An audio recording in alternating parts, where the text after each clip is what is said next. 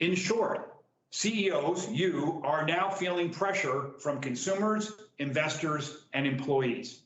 So, belief-driven buying is a new phenomenon, brand democracy. In other words, we find that 62% say, I will switch, choose, boycott a brand based on its stand on societal issues. Stunning. Belief-driven employees, 60% say, I will leave my employer if I am not consistent with your values and beliefs. You need to show me a North Star, Unilever Sustainable Living Plan as an example. Finally, 92% of American investors agree. Business leaders have an obligation to use their power to advocate for positive change in society. The Larry Fink, BlackRock initiative, the Business Roundtable push for a stakeholder approach, all is consistent with this. Next. Employees. There's a new compact with employees. It is no longer enough to just pay people. They expect flexible work conditions. They also expect to be consistent with your approach to the world. So I have a higher expectation of my prospective employer than a couple of years ago. Next. In fact, 1 in 3 have left their job because you remain silent. Silence is not an option. CEOs, you have to speak up. You have to represent the best of the world because there is no one else at the moment. Next. A majority now actually choose jobs based on beliefs.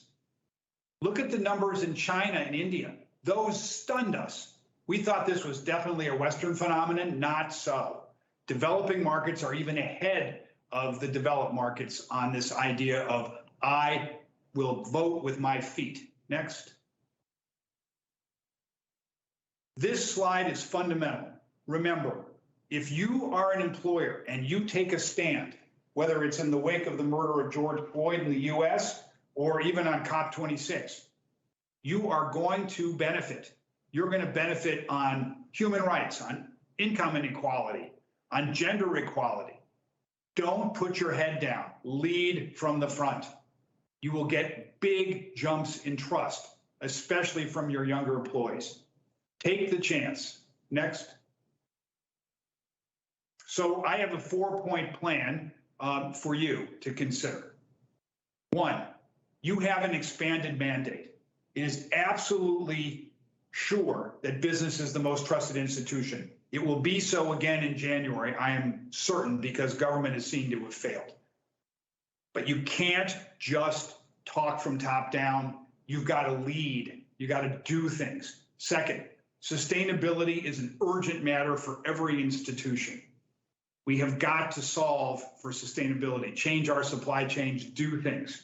Third, the role of the CEO, because trust is local, you've got a bigger job to do, whether it's systemic racism, upskilling, be sure that you're out front.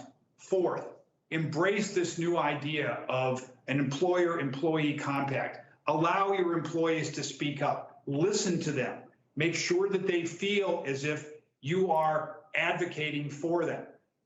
If you do that, the employees will stand with you.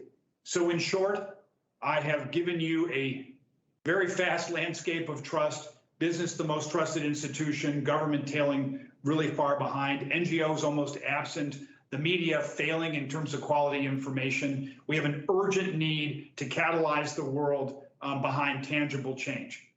Trust to do the right thing is the core proposition for legitimate leadership of institutions.